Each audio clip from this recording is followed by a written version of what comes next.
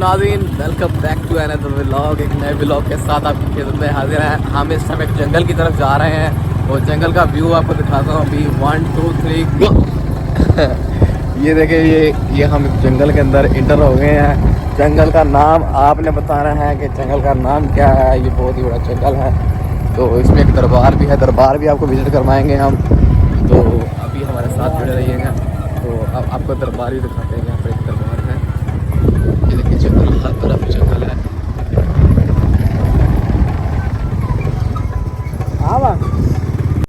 जी तो नाज़रीन, हम ये रत्ता पीर के दरबार पर पहुंच चुके हैं। ये मेरे सामने आप देख रहे हैं कि रत्ता पीर का दरबार है।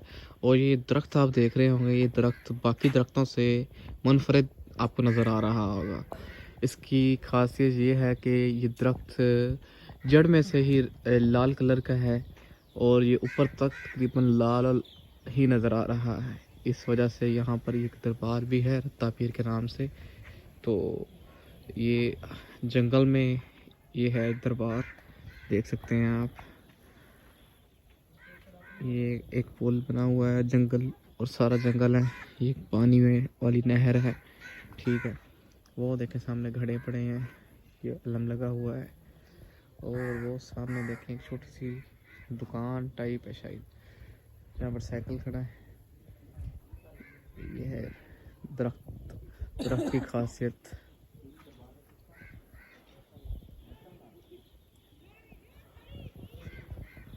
दरख्त मैं आपको क्लोज करके दिखाता हूँ।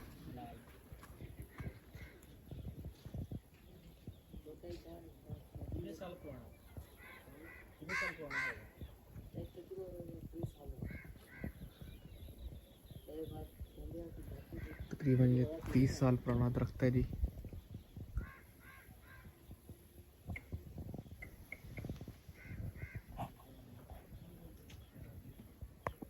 जी तो नाज़रीन, इस टाइम हम पहुंच चुके हैं रत्ता पीर के दरबार पर।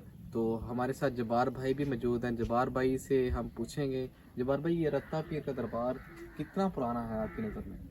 ये तकरीबन मैं छोटा सा होता था तो तब से ये रत्ता पीर जो है ये यहाँ पर बना हुआ है।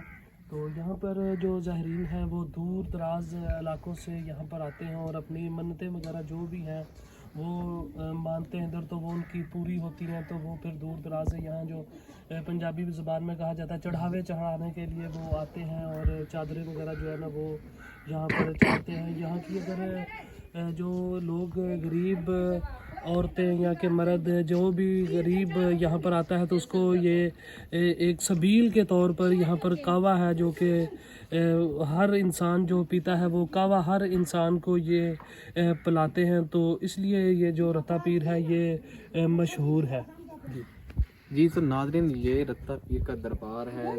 यहाँ पर लोगों की मुरादें पूरी होती हैं। दूर दराज से लोग यहाँ पर आते हैं अपनी मुरादें लेकर और उनकी मुरादें पूरी। अच्छा, मुझे जब्बार भाई ये बताइएगा, यहाँ पर एक दरख्त है जो लाल कलर का है, तो उसके बारे में आप बताएं, थोड़ा सा गाइड करें हमारे नाज़रीन को। जी।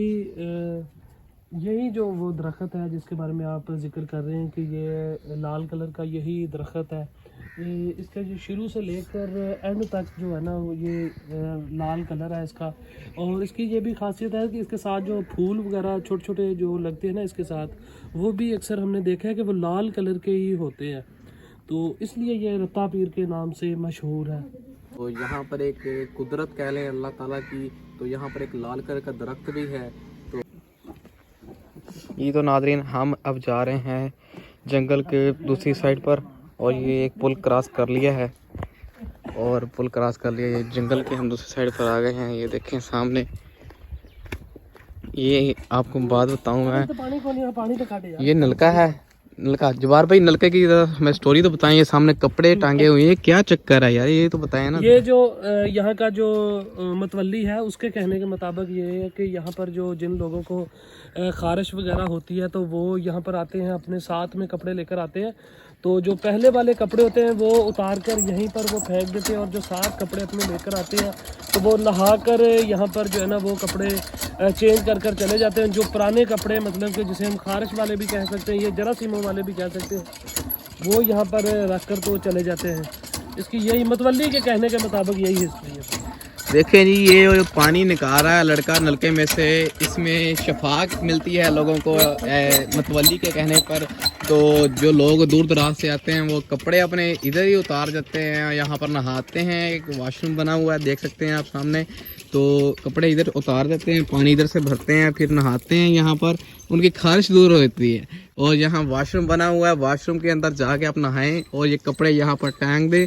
اور کپڑے یہاں پر ہی آپ نے چھوڑ جانے ہیں، نئے کپڑے اپنے گھر سے لے کے آنے ہیں، وہ پہن کر اپنے گھر جانا ہے اور آپ کی خواہش دور ہو جائے گی. احسن بھائی بھی ادھر موجود ہے. احسن بھائی کیا دیکھ رہے ہیں آپ، یہ معاملات کیا ہیں؟ دیکھیں جی، ہر کسی کا اپنا اپنا عقیدہ ہوتا ہے اور اپنے اپنے عقیدے کے مطابق جو ہیں وہ لوگ یہاں پر آتے ہیں. اور بتایا یہی گیا ہے یہاں کے جب عوام سے ہم نے بات کی تو ان کا کہنا ہے کہ عقیدت کے لحاظ سے لوگ یہاں پر آتے ہیں. یہاں پر جو ہے وہ اپنے کپڑے ساتھ لے کے آتے ہیں اور یہاں سے ان کو شفا ملتی ہے. اپنے پرانے کپڑے جو ہیں وہ نہا کر یہاں پہ چھوڑ جاتے ہیں اور نئے کپڑے ڈال کے چلے جاتے ہیں.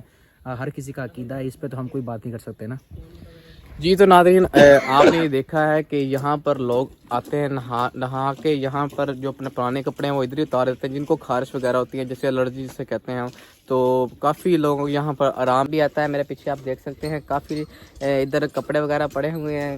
تو جو بھی اگر کسی کو اگر آرام نہیں آ رہا ہو تو وہ ادھر دربار ہے بلہار کے پاس، تو یہاں پر نلکے سے پانی نکلتا ہے، وہاں سے لوگوں کو شفا ملتی ہے. تو ہم ناظرین سے بھی یہی کہیں گے اگر ان کا یقین ہے تو وہ بھی یہاں پر آ سکتے ہیں. تو یہاں پر آ کر نہا کر اپنی خارش وغیرہ اپنی الرجی وغیرہ دور ہو سکتی ہے ان کی. مزید ایسی ویڈیو اپنے ناظرین کے لیے ہم لے کر آتے رہیں گے. تو ہمارے چینل کو سبسکرائب کریں، بیل آئکن کے بٹن کو دبانا مت بھولیے گا. بہت شکریہ.